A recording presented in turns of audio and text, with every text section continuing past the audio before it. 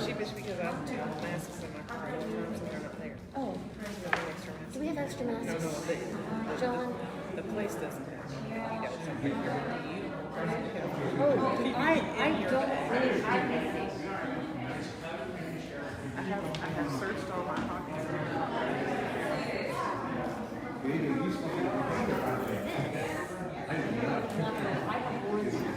This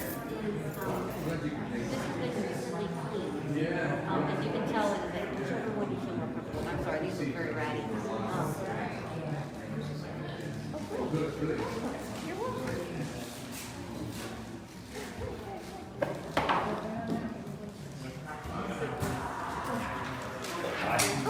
How's it going? Hi, darling. Any particular?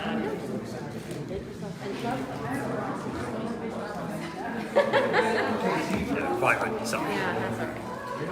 And help yourself if you want. They've got snacks and drinks and stickers and things. Fantastic. Yes. All right. Are we? Sorry. It's only during this orientation. Okay. Well, then you can just focus on the speaker I'll just. as they go. Well, that's silly. It's Okay. fine. It's We'll fine. get through it. Wonderful. Are you ready?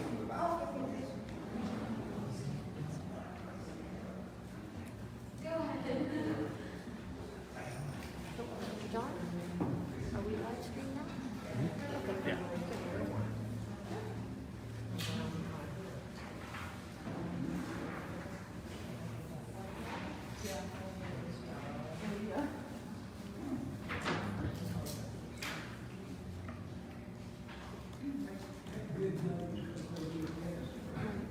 Can you apply to this student what the Institute for Humanities is?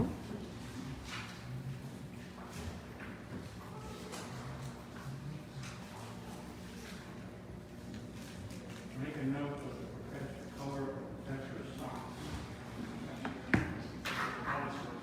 There was a professor here when we were here that always asked that question.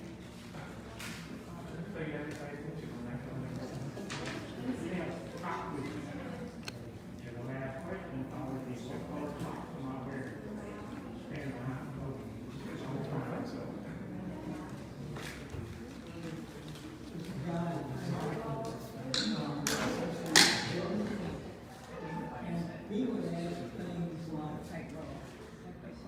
Hello, everybody. Thank you very much for coming to this evening's event. My name is Dr. Julia Osman. I'm the director of the Institute for the Humanities. I have co-organized this event with Mia, who's from the Home Cultural Diversity Center. And this is our first in-person event, I think, since COVID happened. So it's incredibly excited to see people in 3 dimensions, physically at a place. What we have in mind tonight is kind of some brief presentations and then hopefully a conversation.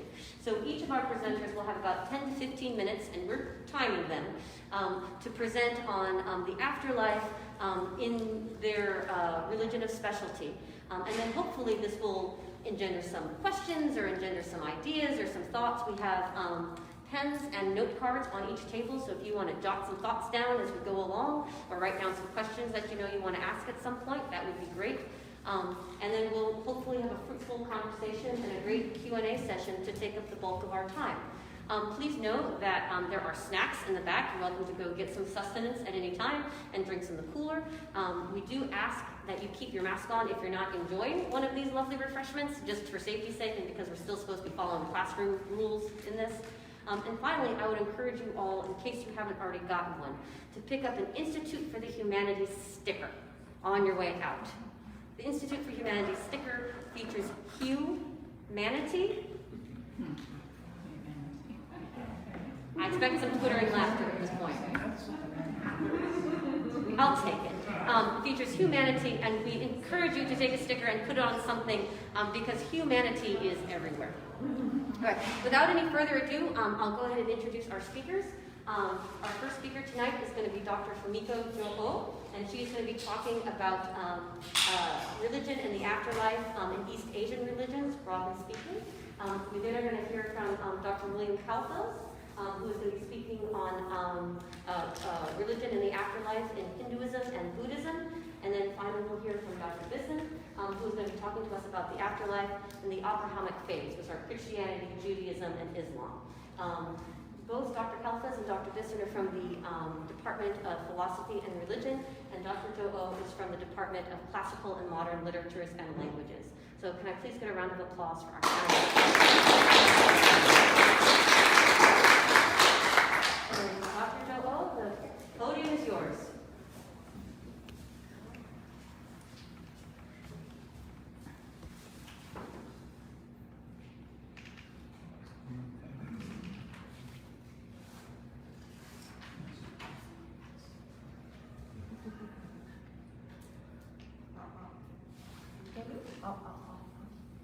Okay, so good afternoon.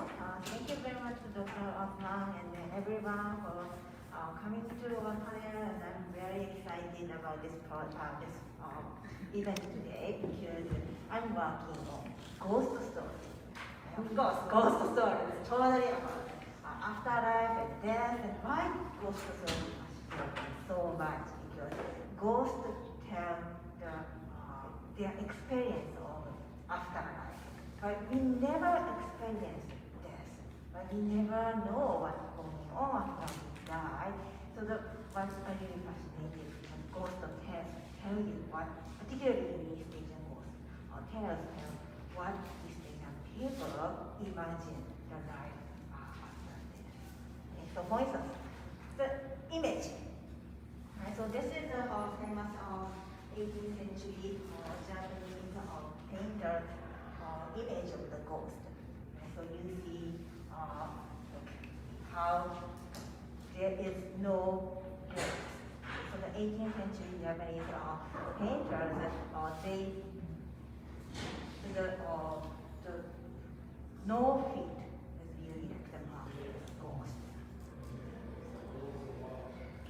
Okay, so the religious tradition in East Asia, there are a variety of religious traditions in East Asia. Many of you know Buddhism, or there's Taoism, Confucianism, Shinto, or other popular practices. But today, particularly because I just have only 10 or 15 minutes, so I'm going to focus on Buddhism. Okay, so unfortunately, I don't really have time to read other traditions.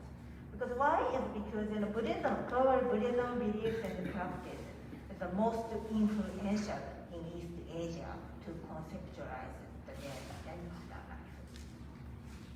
So, I just said higher Buddhism, so that's East Asian Buddhism. And then particularly, I like to talk about fear of reincarnation, the 10 kings of the underworld, and Hyona. Okay, so first thing, basic idea. Death is not end. So there is a reincarnation. So once we, for instance, when we die, what happens?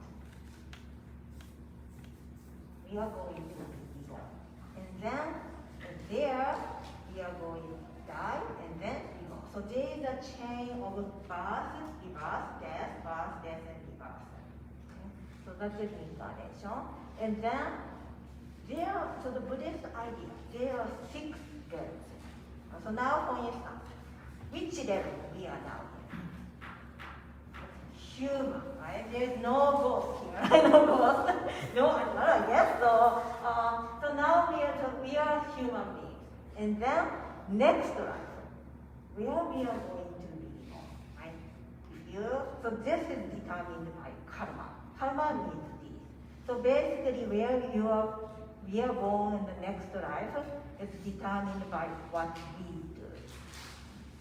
And then there are 6 levels. Okay, so God, human, demigod. Demigods are born here. And then animals, hungry ghosts, and hell beings. So the worst case is probably hell beings.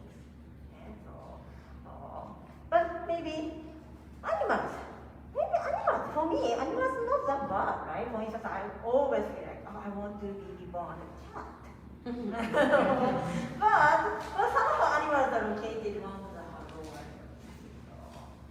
But anyway, so where we are born next life is determined by what we do.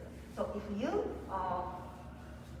accumulate good deeds, good karma, you will be reborn in the good element, like for instance, human or demigod or God. But if you accumulate bad deeds, you do bad things, that means that you will be reborn in an animal, hungry ghost, or the worst case, MP. So that's the basic idea of a chain of or it's called samsara, or six-level existence. So this chain of rebirth is called samsara. Or this life itself is also called samsara. Okay. And then you might wonder, right? So now you know that, or did in this life decide what we are going to be next life.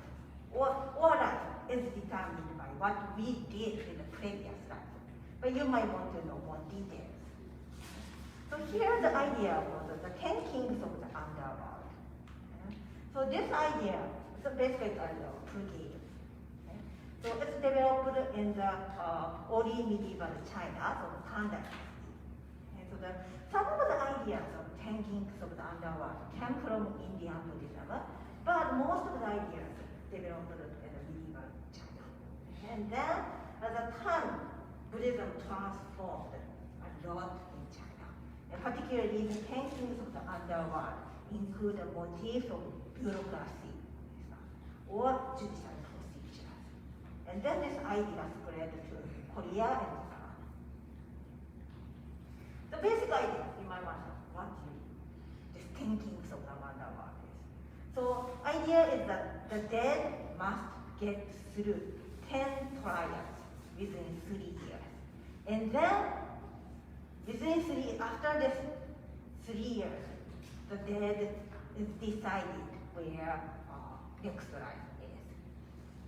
So the first 49 days after death, the dead must undergo a trial by every 7 days. After that, 100 days, 1 year, and the third year. So third year, the 10th king or 10th judge. And then they decide what you will do next. So I'd like to show you some images. Can I see the images, maybe?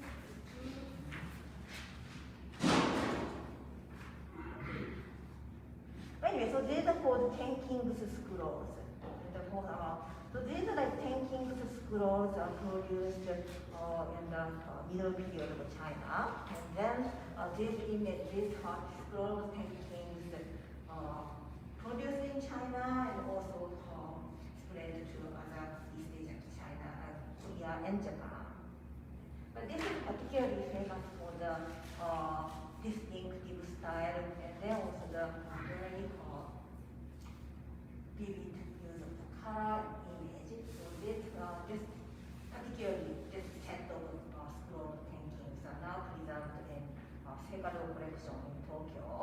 But some scholars wonder this set of scrolls might be produced in Korea, not in China. Anyway, so look at this. This is the first king. First king of the paintings. And then you see how the king is depicted. So this visual image, that's really like the magistrate. And so the wear official cap, official robe, and surrounded by other officials. So the metaphor of bureaucracy is visually appeared here. And then here, so the bottom of the scroll, so these are dead. So you see dead, chained, shackled. So basically the dead is like depicted like criminals. Okay, so this is the King Yama, or Mo in Chinese, or Emma in Japanese. So King Yama, he's the fifth one, but probably the most famous judge of the underworld in East Asia. So he also looks like a magistrate. We wear official cap and then the official robe surrounded by officials, and then the furniture is really like the screen painting. Okay. And then again you see the bottom of the scroll, there's like these oops.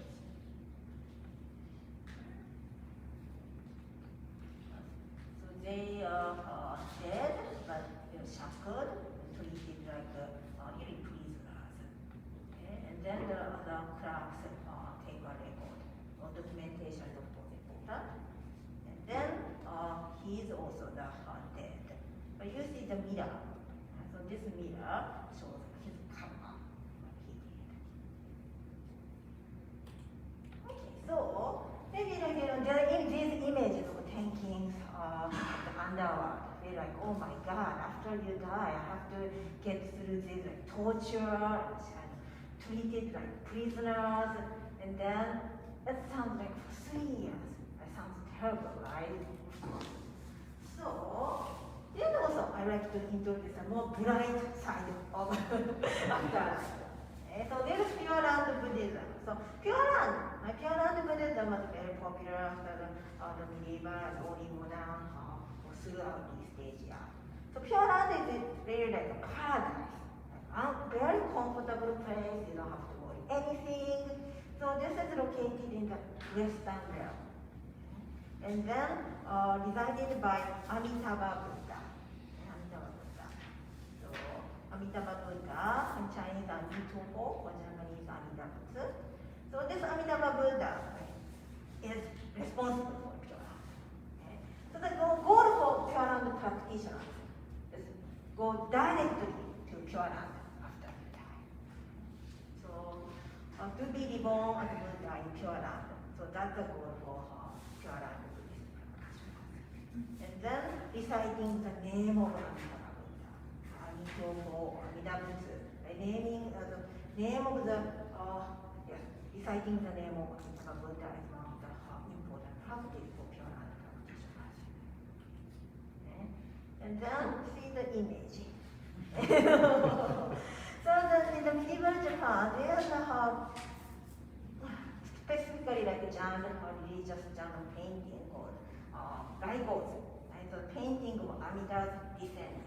So people imagine that Amitabha Buddha is coming down to pick you up when you die. So here you see the Amitabha Buddha here, and then other deities, like looks like a musician, right? They are riding on a cloud and then coming to pick up this person. Right? So he is going to die soon. He's dying. Right? So at that time, like in medieval Japan, there are like manuals, right? How to die, right? So that you can go to Pure. How to die, you can go to Pure Land. Right? So for instance, the practitioner, right?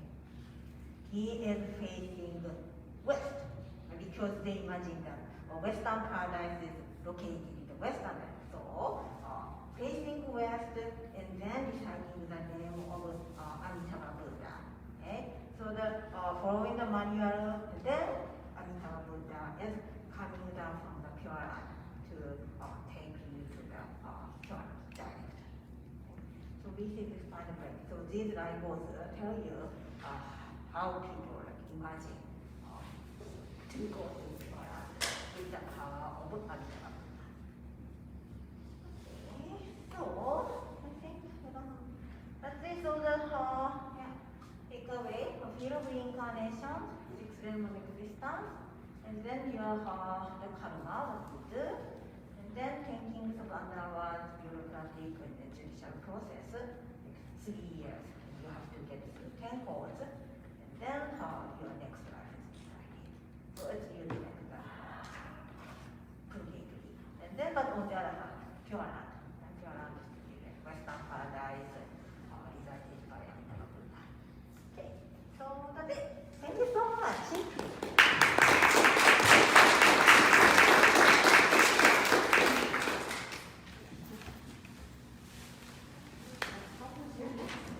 Go ahead and pull up your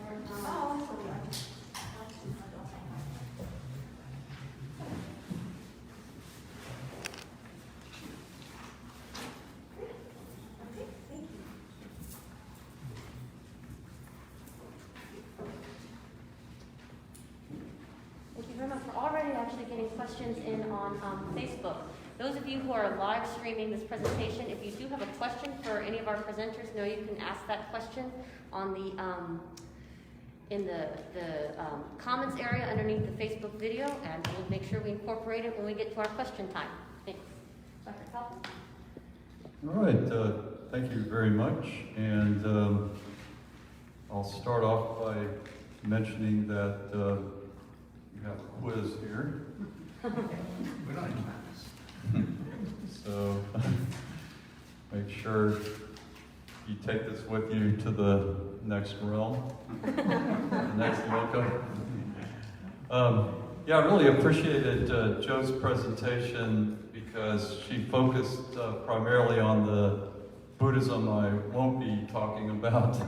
As she mentioned correctly, there's Buddhism is such a vast and open-ended tradition, and specifically the Mahayana, Greater Vehicle, and also the Vajrayana and the Chan Buddhism and Pure Land. That all, I mean, its cultural center was really China. And I want to focus on a tradition which is a bit earlier, well, a lot earlier. It's sometimes known as Theravada.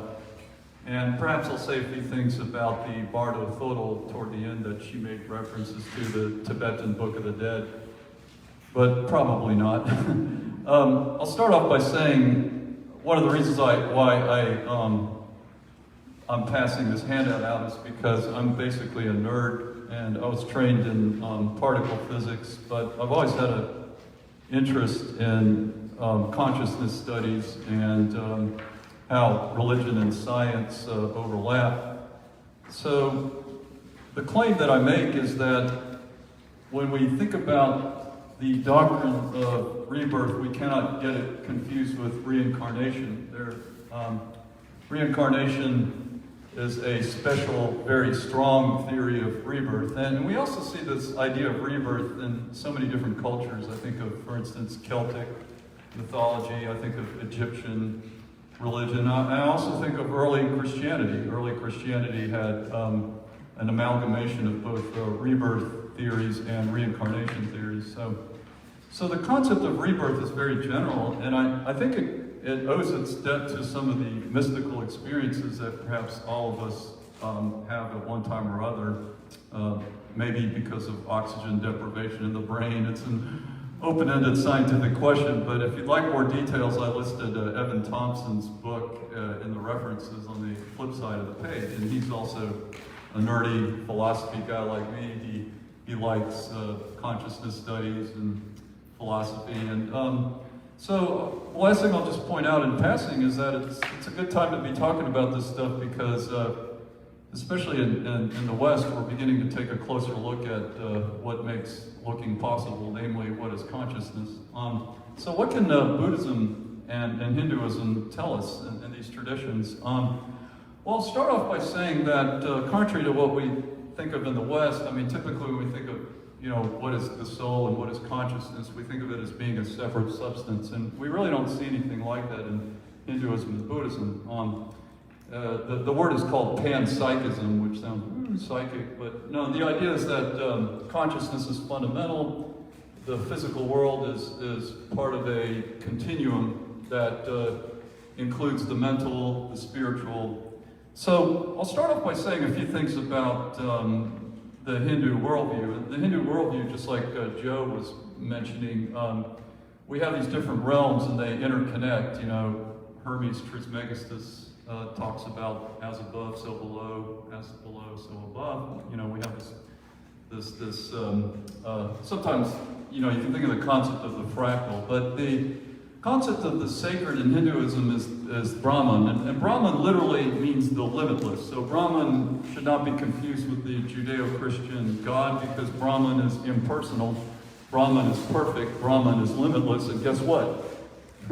You all are Brahman. In fact, to make a long story short, if we think about the microcosm of the self, our essential nature is identical to the eternal nature, and this is the message behind the Upanishads. For instance, Joe mentioned the Katha Upanishad, King Yama in the realm of death reminds Nachiketas of this basic lesson, that your essential self is consubstantial with the divine. And so sometimes, when I teach this stuff in my classes, the concept of Brahman gets confused with the Judeo-Christian Abrahamic conception of the spirit or the soul. And Albert will remind us of the significant differences, because in the Judeo-Christian conception, of course, the sacred is divine, which is separate from the spiritual. The spiritual is part of the contingent creation. And we really just don't see anything like this in the Hindu, neither in the Buddhist traditions. In both of these traditions, the world, samsara, is an emanation of the eternal, All right, so what do the Hindus have to say about the afterlife? Well, quite a lot. I won't have time to tell you everything about it tonight. But I will point out that perhaps what we're most familiar with when it comes to Hinduism is a popular kind of mystical tradition that flourished in medieval Hinduism called Tantra.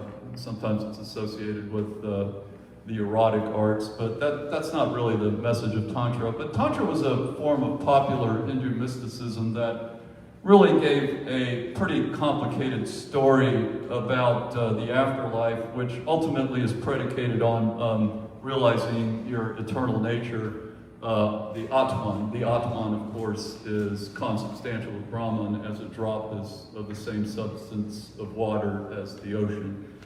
And in Hinduism, this is sometimes called moksha, which means liberation. Sometimes it's called samadhi. But when you look at the tantric traditions, you don't necessarily have to be a member of a particular caste. Early Hindu society was highly stratified, so only the high priests oftentimes had access to the good stuff, samadhi and moksha, and as for the rest, they just had to get reborn over and over again. But you don't see this in Tantra. I mean, Tantra was quite iconoclastic in that respect. Among other things, it empowered women in Indian culture in fascinating ways, because Hinduism by nature has been traditionally quite patriarchal. But long story short, what I'll just say briefly about the tantric traditions when it comes to the afterlife is based on the esoteric science of Kundalini yoga. And some of you perhaps have heard about the chakras, which are supposedly these energy centers in the body, which are composed of this spiritual essence that in Samkhya yoga is referred to as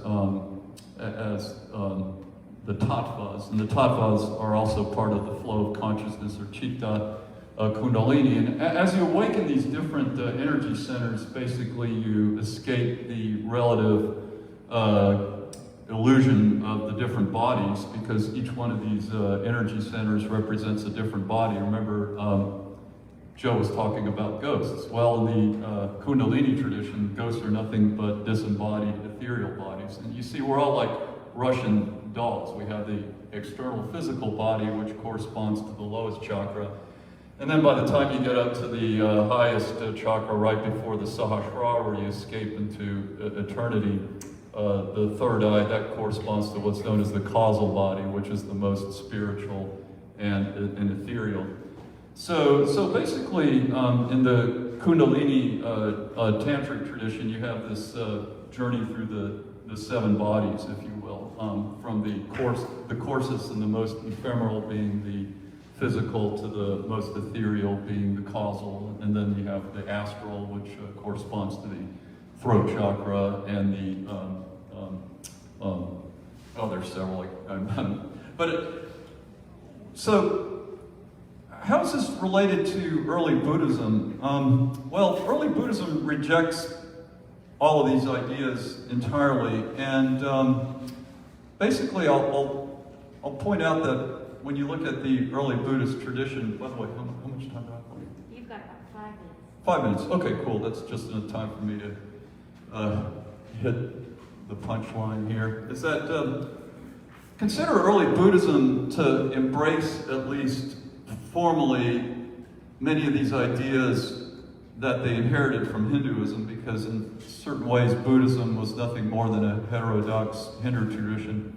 The difference is they rejected this concept of anything being eternal or persisting. So in Buddhism, rather than talking about some eternal divine reality called Brahman, they talk about shunyata, which is emptiness. But emptiness should not be confused with nothingness. Emptiness basically means a womb of dynamic, continually transforming possibility. Sometimes the Sanskrit word is called patika samuppada, which means dependent origination.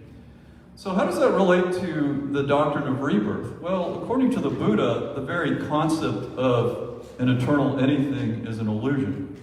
And I will bring this one picture as an example to illustrate how the illusion of the self arises. So, according to early Buddhism, we are basically nothing more than a collection of these different, what are called skandhas. And skandhas are nothing more than streams of consciousness, just like a hurricane.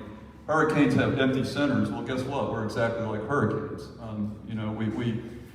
The center is void, right? And we have all this stuff swirling around us, which creates the illusion that there's something that persists beyond the stuff. Well, the stuff basically consists of physical consciousness, which has its karma. Remember, Joe told you about karmas. There's also the feeling consciousness, which has its own karmas. There's also the thinking consciousness, samskara. There's also the ego consciousness, which is sabjana. But then last but not least, there's something called pure consciousness, which is the Buddha nature. But again, the Buddha nature is not eternal. Nothing is eternal.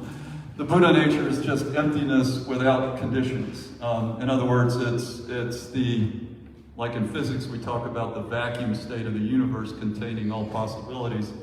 That is how I think of the Buddha nature. So in that respect, we all participate in the Buddha nature. Just think about the Buddha nature as being something that is continuously evolving and changing. Nothing is eternal in this view. So then, how exactly are you reborn if there's no you, right? This is the concept of anatman. Well, the Dalai Lama gives a suggestive example. He says that your nature is just sheer luminous awareness, but you should think of luminous awareness as a verb, not a noun. Okay?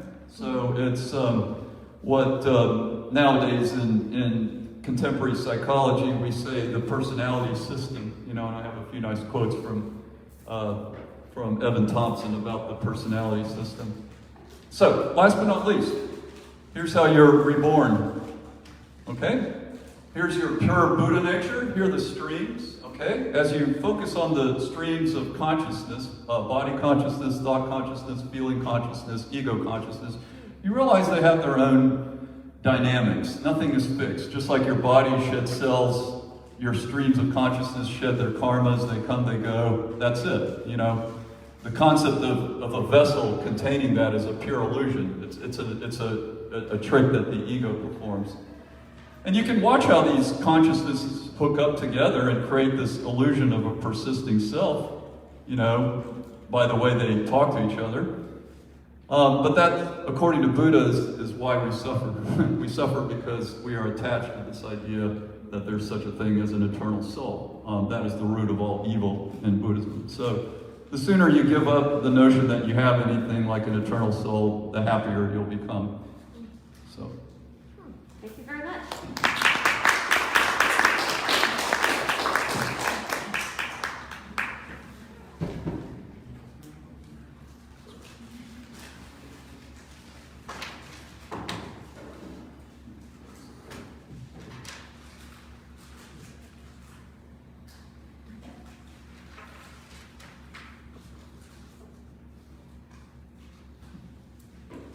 Well, good evening. I'm going to be talking about the so-called Abrahamic religions.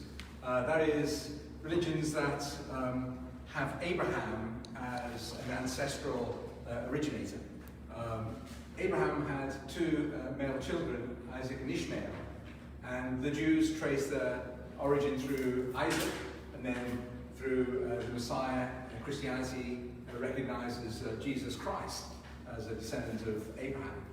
And in Islam, the descendancy goes through Ishmael. So they've really got just a connection in terms of ancestry. But the belief systems are similar, yet quite distinct, such that we're not dealing with three variants of one religion, but three distinct religions. So I'm going to be talking about the afterlife. I'm just going to start the timer. I must admit in the first place that I'm not an expert on the afterlife, since I've never had an afterlife that I'm conscious of. So as I talk through the various views of these primary religions on the afterlife, it's really a matter of reflecting what these different religions understand about the nature of the world beyond our physical senses. So I'm going to start off, first of all, briefly with Judaism. And in Judaism, it's quite interesting that the focus is not so much upon an afterlife, the coming world, but on the present world. And in Judaism, the focus is engaging God in the present, not conceiving that there will be a greater engagement of God in the future. Now this stands in stark contrast to how engagement with God may be conceived of in Christianity. And so in the Torah, which is also known as the Tanakh, or the Mikra, this is different terms to describe what the Jews would regard as their sacred scriptures, there are quite a number of expressions that bring out the reality of an afterlife, but the afterlife is not seen as engaging as the present life. Let me give you a few quotations from the book of Psalms. Turn, O Lord, deliver my life. Save me for the sake of your steadfast love. For in death there is no remembrance of you. In Sheol, who will give you praise? I am weary of my moaning. Every night I flood my bed with tears. I drench my couch with weeping. And here the psalmist, David, is in an extreme situation of torment. And he's looking to God to deliver him. And the argument that he presses home to God is that if I die as a consequence of this torment that I'm in, then what use will I be to you?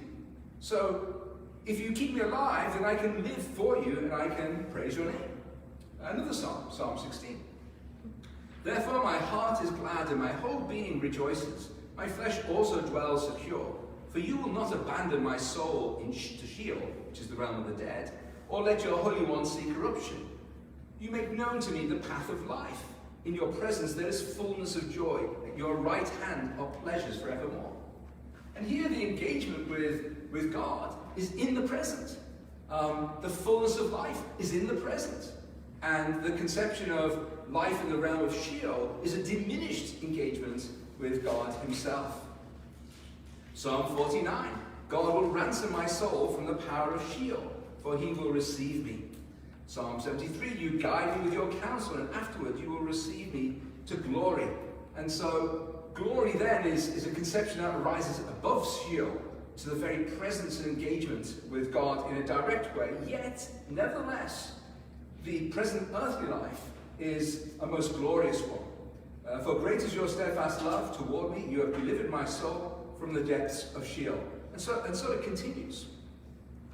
And the Jewish conception then is that life is found in the personal interaction, in the personal engagement with God himself. And there is an experience of God after this physical life, but that experience with God after the physical life is not as fulfilling in many ways as the tangible, material, body-soul engagement with God in the present life. And this plays into Jewish intimations about the idea of resurrection. So, for example, in the book of Daniel, there shall be a time of trouble, such as never has been since there was a nation till that time.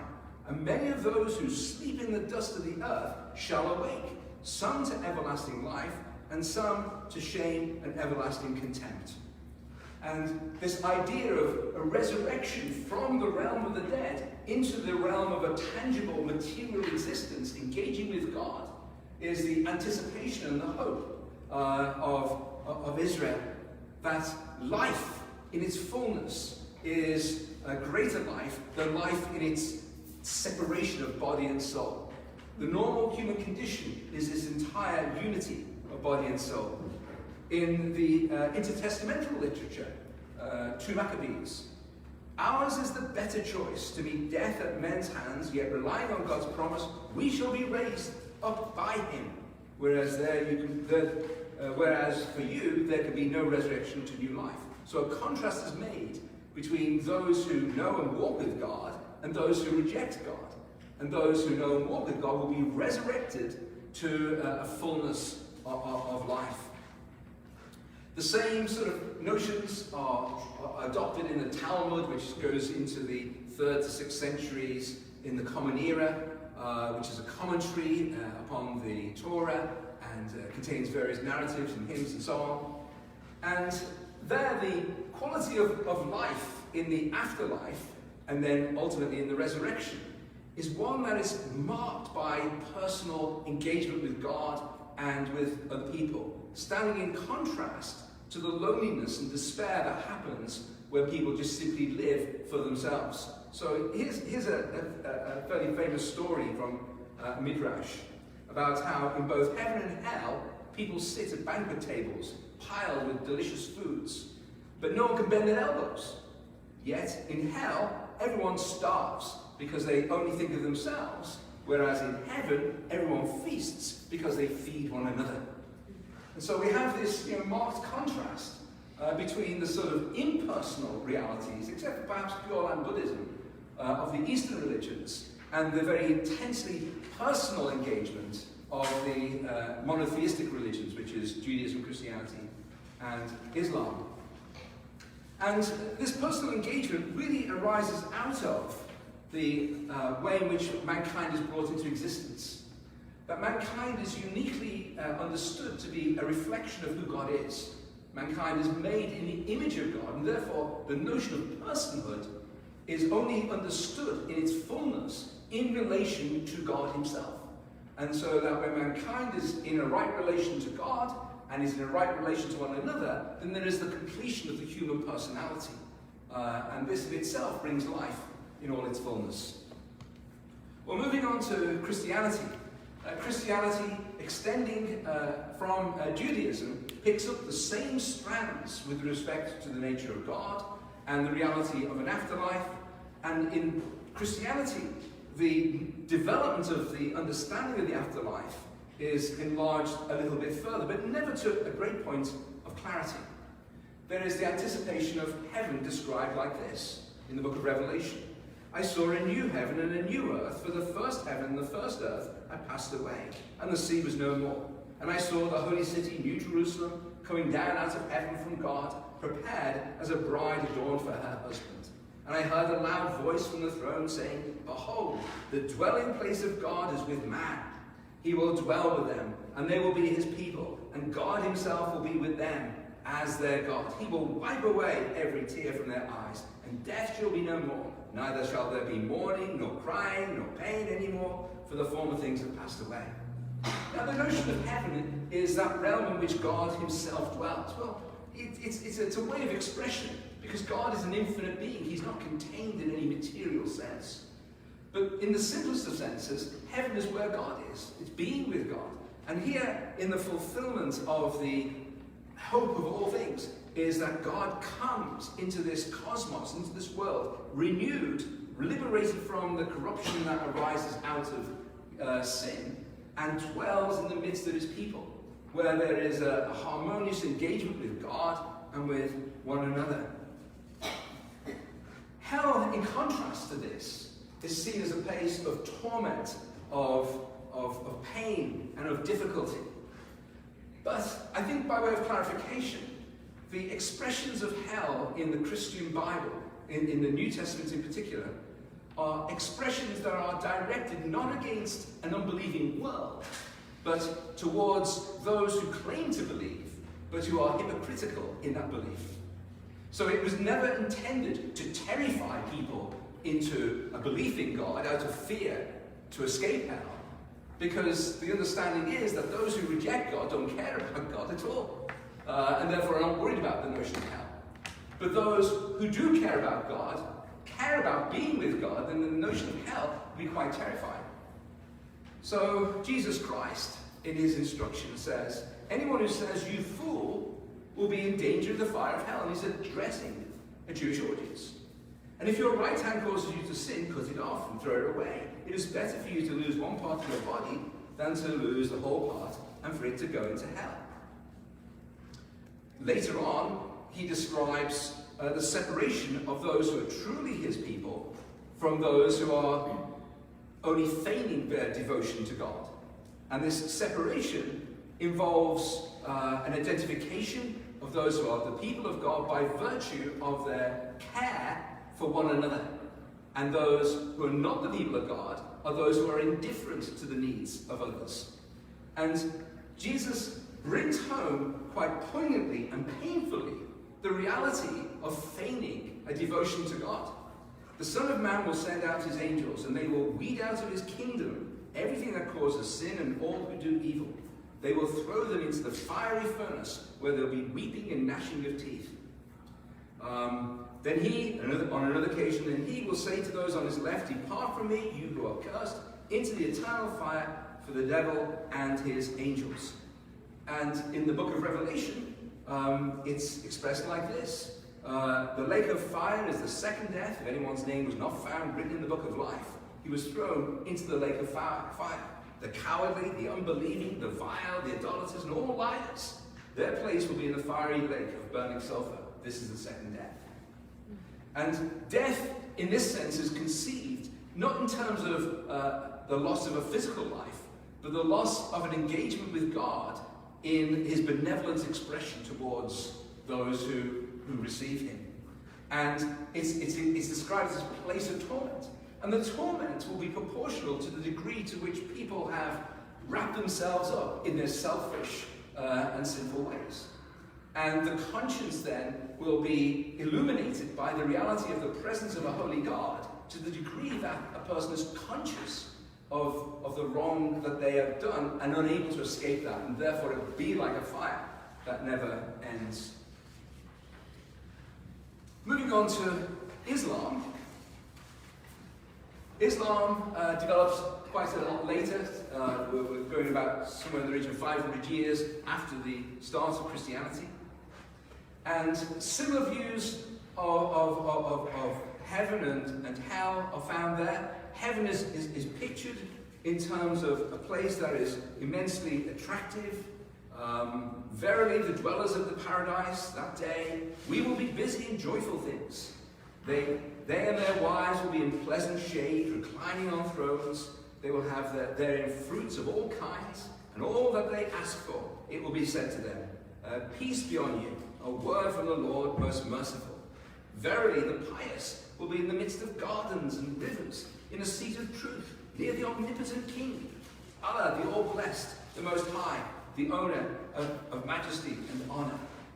And so hell is this wonderful place where, pictured in terms that would resonate with people of the day, that is immensely attractive and conducive to human well-being and human engagement. In contrast, those who deny God and who ignore the way of devotion to him, and therefore ignore their responsibility and duty towards others, will end up in hell itself. And this is described in quite penetrating terms. It's a place of fear. The fire whose fuel is men and stones, which is prepared for those who reject the faith. But he whose balance of good deeds is found to be light will have his home in a bottomless pit. And what will explain to you what this is? A fire blazing fiercely.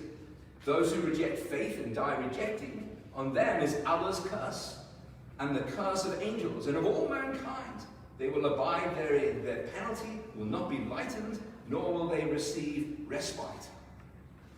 And all this is presented to the people through the writings of the Quran, in a similar sense to Christianity, to motivate people to be sincere in their devotions to Allah, and to be responsible in their relations to one another, such that they will be assured then of entrance into paradise, in which they will enjoy the heavenly bliss. Now, the description of paradise in Islam doesn't frame itself in quite the same way as in Christianity, in that in Christianity there is a resurrection and a bodily engagement.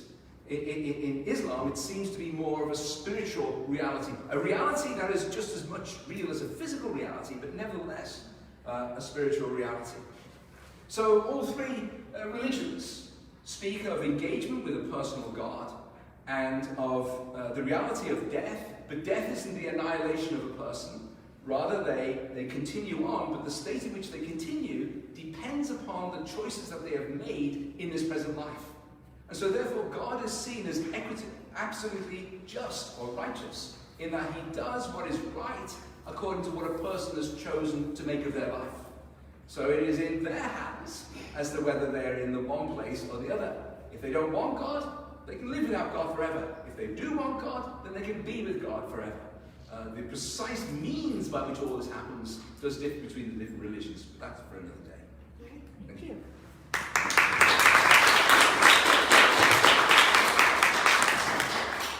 Thank you very much to our presenters, and thank you all for boiling down what I'm sure is a topic that you could teach an entire course on in about 10, 15 minutes.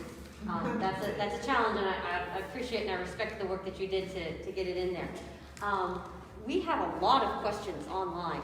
I'm sure there are also questions out here in the audience, but while you're gathering your questions together and thinking about things, I'll just start with one online question, and then we'll open it up to those who are here. And this is a question that was posted online by someone named Corbin, and who asked this, and this is for all three of you. She says, there's essentially no way to prove the existence of or how the afterlife works. So why is the afterlife a focus in most religions around the world? Yeah, go for it.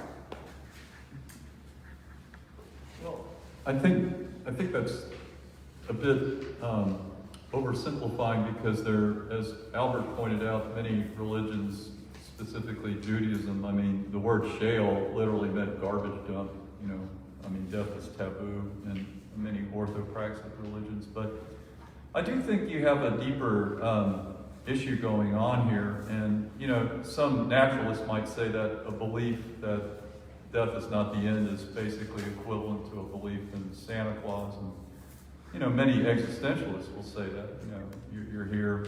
But I also feel like I'll just throw this in. I mean, one of the reasons why I find Buddhism to kind of negotiate those two separate worldviews of science and religion is that, Buddhism talks about karmas which persist beyond the grave, but the karmas aren't personal. It's not about you, because guess what? You don't exist. I mean, the self, the soul, is an illusion. You're basically just a bundle of different karmas doing their thing. And yeah, there is such a thing as volition in Buddhism, but it's limited. But long story short, let me just give one example, a very compelling example from modern day epigenetics. Trauma therapy has shown that the offspring, and I can speak from experience because my mother is Eastern European, and she lost her family. She's part Jewish, I'll just leave it at that. But yeah, traumas get passed on in what used to be considered junk DNA.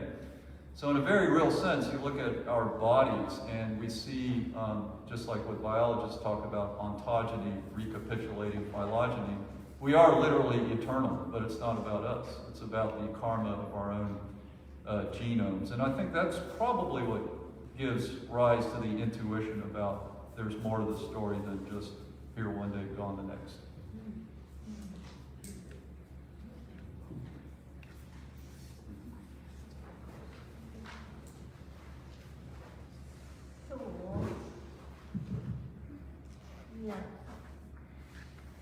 Interesting question. The first part is about there is no evidence. I think that's a really interesting because for instance, I'm working ghost stories or these visual representation after life, and then it really depends on what is really evidence. So I think ghosts tell about their experience, so it might be evidence. And another thing, why it is so many religious traditions all talk about afterlife or death, simply, yes, I really, because we really everyone is going to die, maybe, but in the point of Taoism, there is no distinction to life and death, and they really try to the goal of the method to be, immortality. So not all of the religious tradition. Yes, yeah, it's really hard to answer. So I would say it just we cannot really simplify each tradition. So some really yes.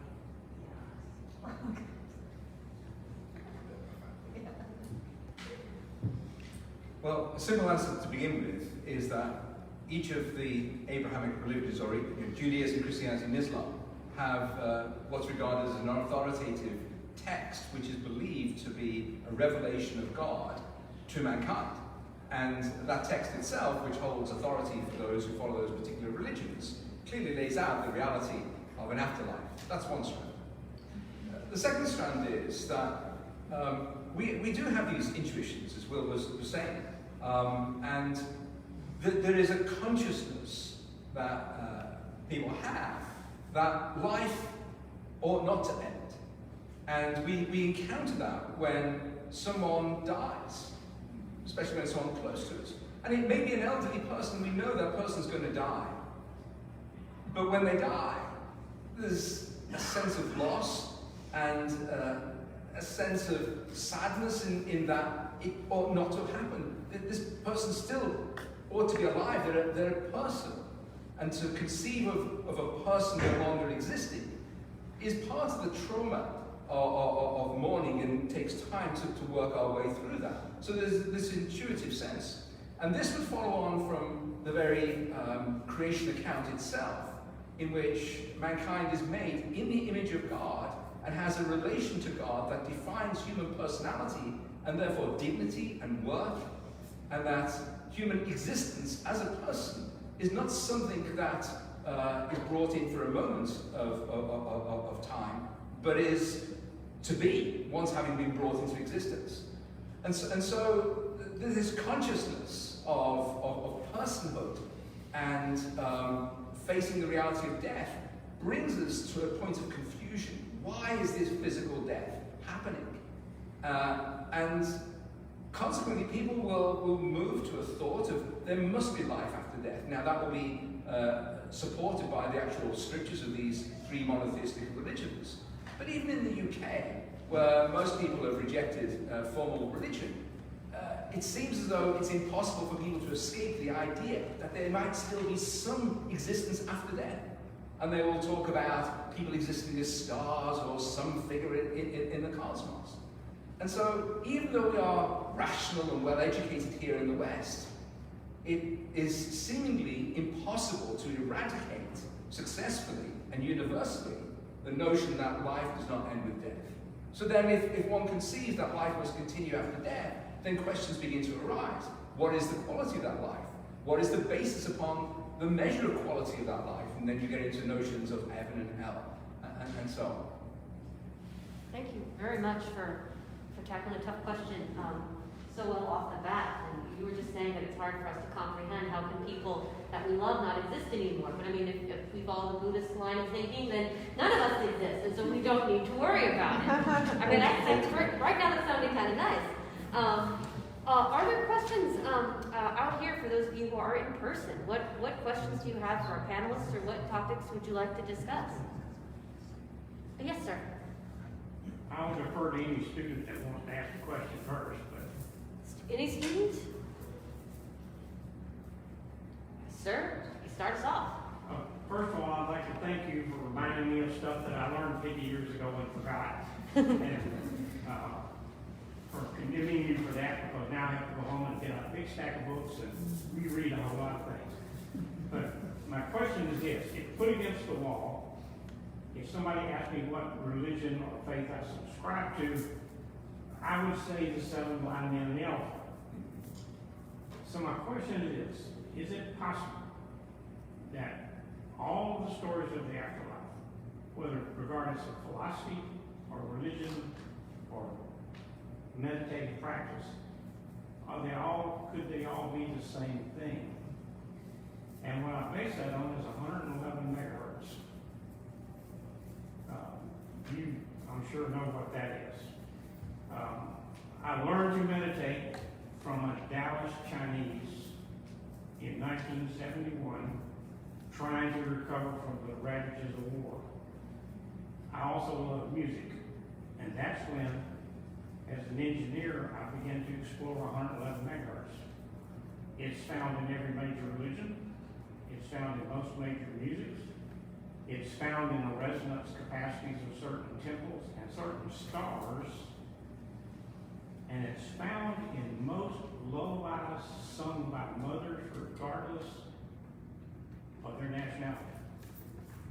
But is it possible that all the afterlives we are talking about, we're each just seeing the same thing through a different perspective? You raise a interesting, well, there's several points I'll just mention, but this is a book by John Morgan. It's actually the handout. I have that book. Yes, and he brings up the perennialist philosophy, which is, yeah, I mean, there's much to say about where do all religious traditions ultimately overlap on a common ground. And he also suggested something that is both impersonal but also transcendental, you know, the structural properties of reality, which could be metaphysical. You're probably familiar with that Sanskrit word called shruti. Shruti is oftentimes translated as sound, but it really means energy, vibration, vibes. It's all about the vibes, man.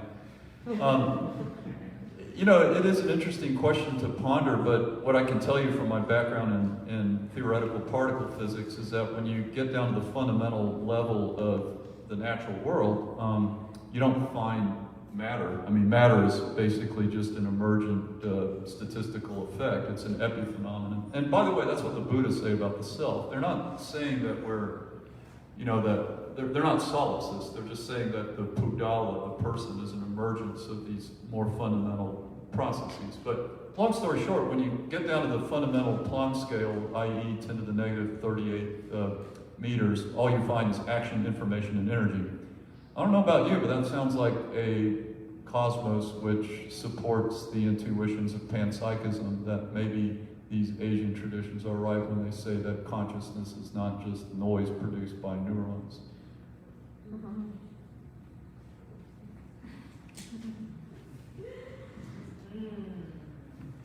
That's hard to answer, but somehow to seek for universality, right, of each religious tradition, and there might be something common. It's really hard for me to answer. I'm like to talk about particularity of each religious tradition, each culture. So, and my starting point is that I don't know particularly seek for universality or common about religious traditions. But one thing somehow I'm reminded that medieval Japanese syncretism of Shinto and Buddhism, that's called Honjisuijaku. So basically the idea is that the local deity kami of Japanese kami, local manifestation of Buddhist deities. So the kind of like ideas, yeah, attempted, but my scholarly point of standing, I don't know particularly for the universality, or simply because I'm more like scholar of specifically East Asian literature, so that's why I guess. I'm sorry, I'm not really sure if I answered the question.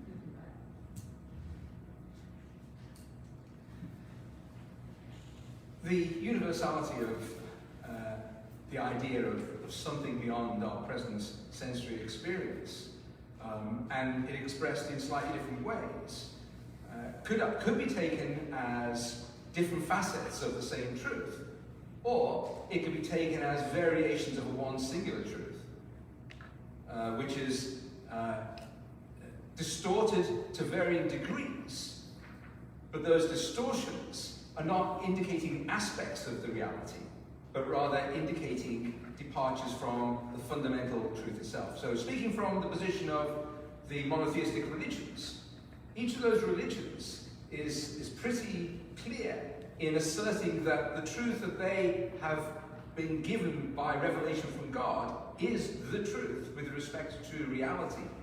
And so there isn't the degree of flexibility within those religions in its orthodox sense. Now, in its liberal sense, then anything can be encompassed. But in its traditional and orthodox sense, there is the belief in each of the cases that their particular understanding of the truth is the one that not approximates, but relates to the exact reality of what the afterlife would be.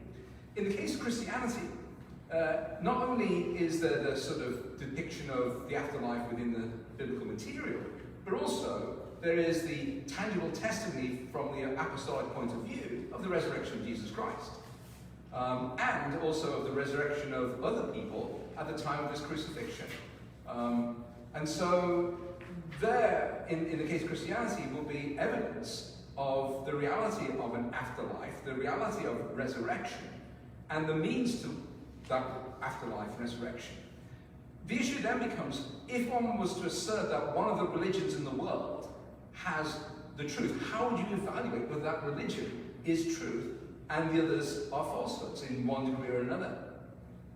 And perhaps the only way one can become close to accomplishing that will be to look at each religion, because each religion stands in its own right as a conceptual system, as you can see from what's already been spoken of this evening, and evaluate, so far as one is able to, the reality of the conceptual world that is presented by each of those religions.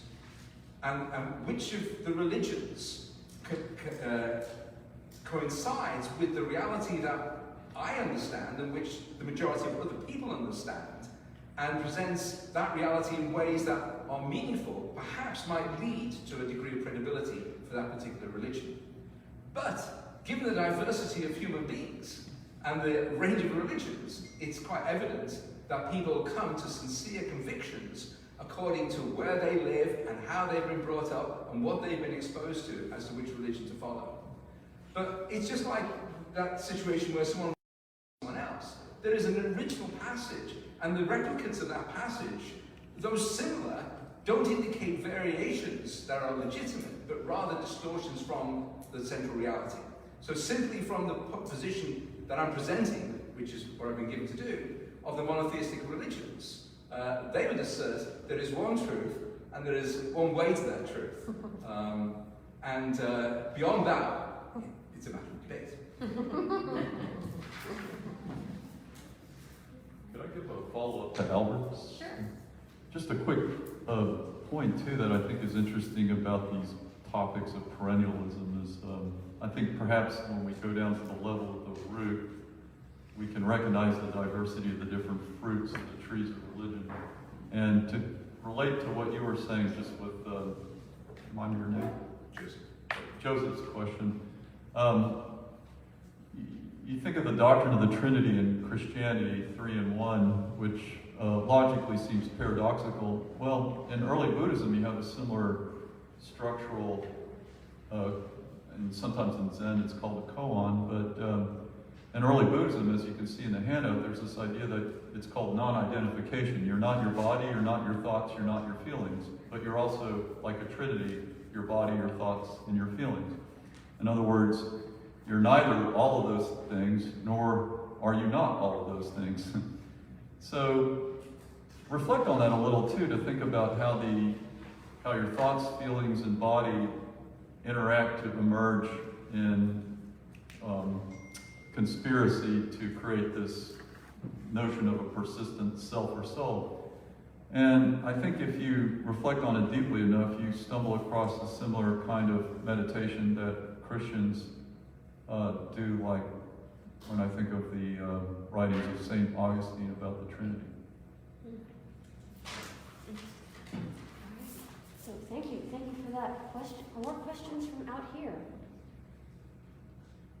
Okay, while you're still thinking, I'm going to pose a question that we have a ton of questions online, but a lot of them are around a particular theme. So I'm just going to kind of boil them into one, which is about reincarnation. and animals. So there are deep concerns about if reincarnation is the thing, and we're all going to be reincarnated, do you get to pick which animal you get to reincarnate into?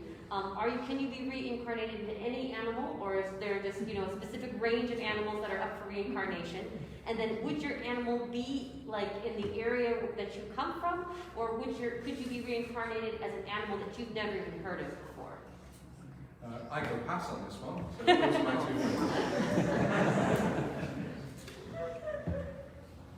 I think, topics about reincarnation, this is one of the reasons why I think the Buddhist ideas of rebirth can answer those types of rabbit hole questions, because it's really important to realize that in Buddhism you have a rejection of ex nihilo, which is central to the Abrahamic traditions, that something can be created out of nothing, right? God is necessary being who creates things out of nothing.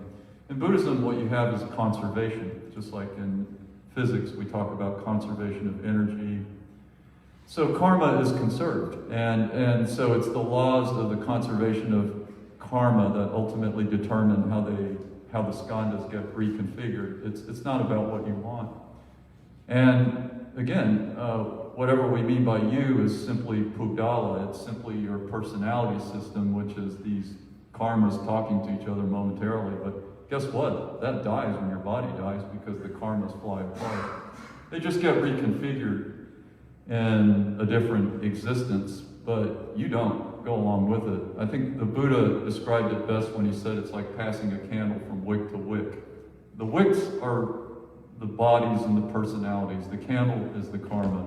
Or just like when you do a wave at a football game, right? It looks like there's something moving. Well, there's nothing moving. It's just, it's energy. So that's the way the Buddhists think of rebirth. You don't go along for the ride because you die. But the information, the energy, and the karmas live on, because nothing is created or destroyed.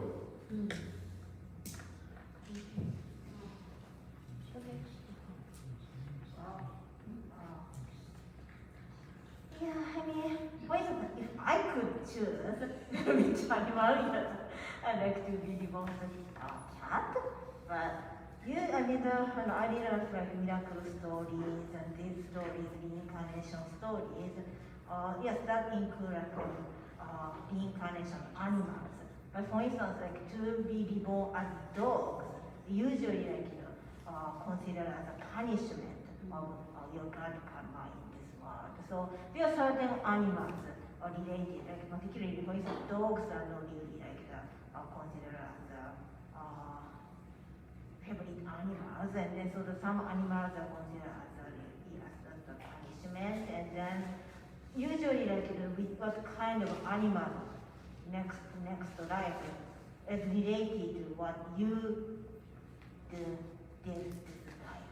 So there's a only modern Chinese drama called the Pyeongtaek Pavilion, modern, and then there's also include a couple of scenes about the underworld judge, and then the judge decides the next life. Then some dead reborn as animals, but it's really based on what they do in their life. So there's some kind of related. So for instance, if you kill dogs, maybe you're gonna born dogs. So that's karma.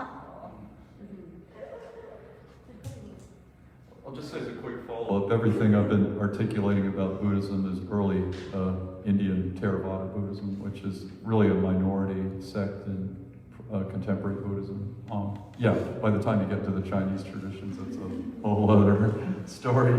In fact, even the very words that the Chinese used to domesticate Sanskrit were translated in different ways. For instance, Nibbana in Pali was translated as immortality from the Taoist tradition, and the Buddha nature. The Buddha nature is not quite the same thing as what you have things that get lost in translation, but that's part of the fun of studying religion, is to see how things get mistranslated. My favorite example is the word dominion in the King James Bible. That comes from two Hebrew words, memshalah and hokmah. Hokmah means compassionate caretaking. Memshala means stewardship. God put us on this earth not to dominate it because we don't dominate anything. You know, God said this creation is good. We're supposed to show compassionate caretaking and stewardship toward it. It's not ours to keep because we don't own anything. Okay, we have questions. Questions here? Yes, ma'am. I have a question for Dr. Joe. In your presentation of the scrolls of the 10 kings, I noticed that the kings were depicted larger than all these subjects. So I was curious about whether the kings were considered to be divine, as in the Egyptian pharaohs and other in the Greek times Yes, too. so usually also we can get figures depicted much larger than other officials. So yes, exactly. So yes, that's awesome. And then so you get surrounded by all these officials, and then there's office, there's like furniture, really like beautiful like objects. So yes, exactly. Right, yeah, Andrew? Yes. Yes. Another question about Buddhism and Hinduism. Funny enough, that subject is getting so much attention this time. How did the difference between Hinduism's reincarnation and Buddhism's rebirth affect the caste systems in place at the time? So, excellent question. Long story short, Buddhism never really caught on in India. I mean, it flourished during the reign of Emperor Ashoka when he tried to make it the official state religion. But keep in mind, Buddhism was part of what's called a darshana. And a darshana is a philosophical school, like a mystery school in ancient Greece. And the Brahmins considered it Nastika, which means heterodox, because the Buddha rejected the hierarchy of the caste system because he says belief in ontological strata ultimately creates suffering. You're not supposed to be attached and identified in anything. He didn't reject the caste system like Mahavira did in Jainism because of pacifism. He rejected it on deeper notions because the minute you start talking about caste, you're talking about reification and attachment and identification. So there's this more subtle or philosophical issue. Notice, you know, it took me a while to explain that. You can imagine how his contemporaries understood him. They didn't. I mean, he was a very dynamic speaker, but Buddhism never really penetrated down into the village level of the Shudras and the Vaishyas and the Dalits, which compose roughly 80 to 90% of the Indian population. So once the Islamic armies began to penetrate in India, I mean, they wiped out what was left of the Buddhist centers of learning, but it spread rapidly into Central Asia. But it really only appealed to the disaffected members of the higher castes, the Kshatriyas and the Brahmins. If you will, these were kind of like the hippies, you know. I mean, they were disillusioned. There was a lot of corruption. There was a lot of political turmoil at the time. Contemporary with the Warring States period in China. Okay. Thank you. Okay, I think we've got time for one more. Do you have your hand up, or are you playing with your pen? Yes. Okay, then never mind. You've got a question. You've been very patient. Thank you, Paul. That's fascinating. So, I guess I might as well ask a question about Christianity. So, I'd love to ask a question about everything. I was just wondering, I kind of had the impression that most Christians tend to have a sort of reflex view that the afterlife is essentially about the soul going off somewhere to like an afterlife, and the body kind of dies in, the soul goes off. And the way you're describing it sounds much more, if I've understood you correctly, so the ultimate afterlife is kind of like physical resurrection, where there'll be eternal life and a physical eternal life as well.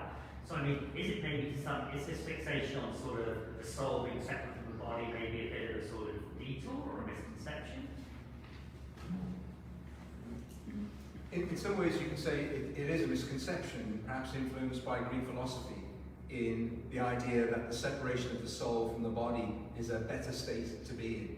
And then in our Western sort of setting, and especially today, that idea is still embraced. And many in Christianity think that the afterlife is going to be this disembodied spiritual life. But that then reflects the nature of Christian expression here in the West in the present day, that doesn't seem to fully embrace the reality that human beings are constituted both body and soul, and that the person is both body and soul. That the soul is not the person is this entire entity. Though there is a transmission of personhood when a person dies, that is, a believer dies, and they are said to go to be with the Lord, and there is a consciousness of being in the presence of God. But that intermediate state, as theologians would describe it, is an intermediate state. And on the return of Christ, there will be a resurrection of all people, because being constituted as a human being means that there is both a material and an immaterial component to the human constitution. The immaterial component is described as the soul or the spirit. And once again, it's hard to scientifically deal with notions of intuition. But there seems to be a conception amongst many that our human experience, though having bodily mechanisms to it, has something else that seems to be intangible. I mean, we can see it, expressed in the very notion of soul music. And if one wants to be purely a physicalist, one can say, well, that's music that's affecting the sort of auditory senses of the brain in such a way as to activate them to give a sense of euphoria and so on and so forth.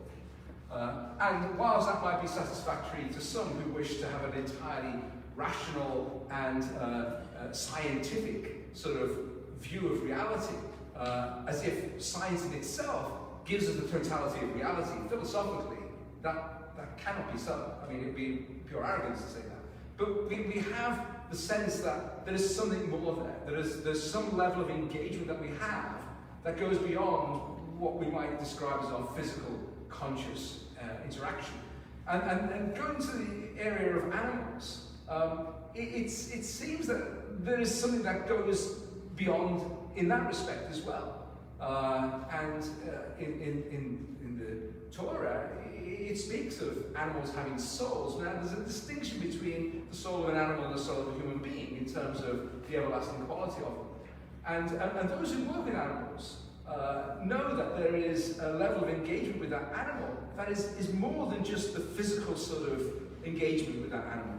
So, a careful reading of the biblical material as a whole underlines the existence of an ultimate settled state in which everyone, both those in paradise and those not, have a bodily existence. And all that is necessary for that bodily existence will be provided for in that particular environment. And I think this then grounds religion in a very human sense. It's not escapist, and it values the nature and dignity of humanity, and goes on about the word dominion and how that's misunderstood.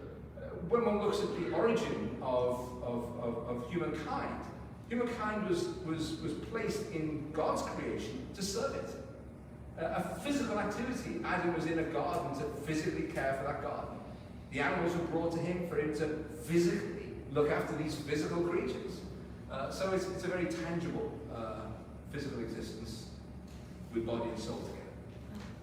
Thank you so much. I feel like you just told me that, yes, my dog does go to heaven, which is good to hear. Well, okay, don't quote me on that. Well, I heard elements of it there. Now we do have one more question, and then we will call it a night. So go for it. So I know that in the Bible Belt South and in the monotheistic religions that evangelism is valued, and in the afterlife, if you've been very fruitful in your recruitment of people into this faith journey, you have a special place in the afterlife. And I'm curious about the other two religions where evangelism does or does not exist, and how that transfers to the afterlife. I'll say briefly, everything I brought up probably sounded kind of arcane and perhaps esoteric and almost tedious, but I was explaining esoteric Buddhism. But it is important to realize that there's a profound ethical dimension in early Buddhism in the Vinaya Pitaka, and this is known as the virtues of the Bodhisattva. The Bodhisattva is basically a Buddha in training, but of course by the time you get into the Chinese tradition, the Bodhisattva is elevated to something much more robust than that. But suffice it to say that Buddhism is a very missionary religion. That's one of the reasons why it spread so rapidly throughout Asia, and I guess the prophet is never respected in his home country. But I'll say briefly that the cardinal virtues that the Buddha expresses in the Noble Eightfold Path, which he talks about right vocation, right speech. What did he mean by right? Well, he said go into every situation with satipatthana, which means mindfulness. And mindfulness is not just something like be aware. It requires certain moral passions, and those moral passions include karuna, which is compassion, mudita, which is loving kindness, upekkha, which is fairness, and then there's also appreciative joy, and I can't remember the last one, but it'll come to me. Long story short, when you practice these cardinal virtues of the Bodhisattva, what you see is something very similar to what I think you see in Catholicism, which is perhaps one of the reasons why there's been this long ecumenical dialogue between Buddhism and Catholicism, because you think about the communion and the congregation of saints as expressing certain virtues of the Catholic Church and the Christian faith. So yeah, you practice these virtues of the Bodhisattva in your daily activity, and you generate sukha, joy, the opposite of dukkha, sorrow, and that of course will lead to fruitful results not only here but. So, what is the question? Could you repeat more? Oh, wow. Gone off. So the Evangelism. Is there any reward for recruiting people?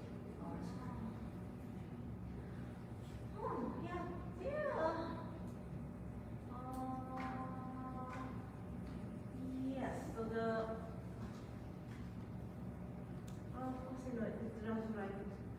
there's a diversity of practice and beliefs and religions in Buddhism, but maybe what is the best answer?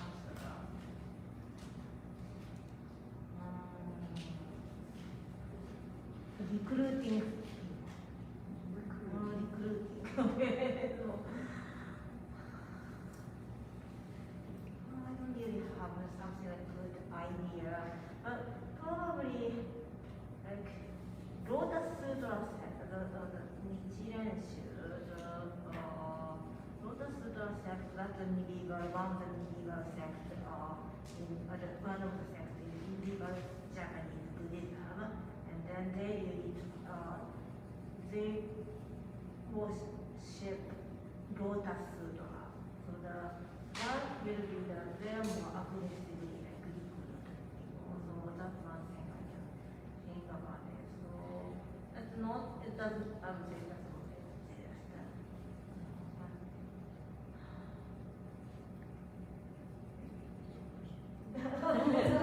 Question.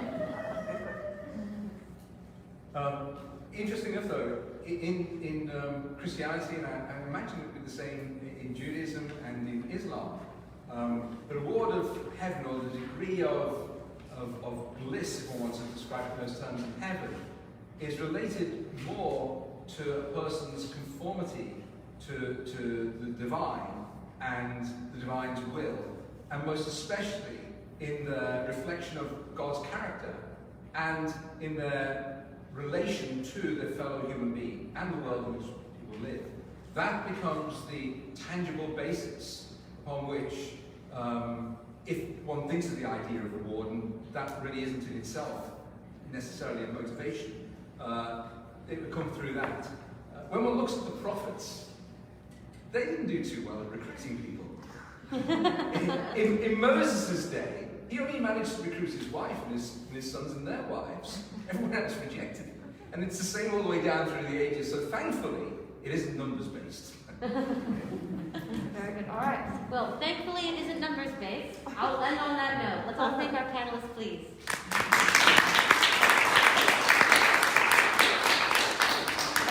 Thank you very much. And if you're one of the many people who asked a question online and we didn't get to you, I'm sure our panelists will be happy to visit that later.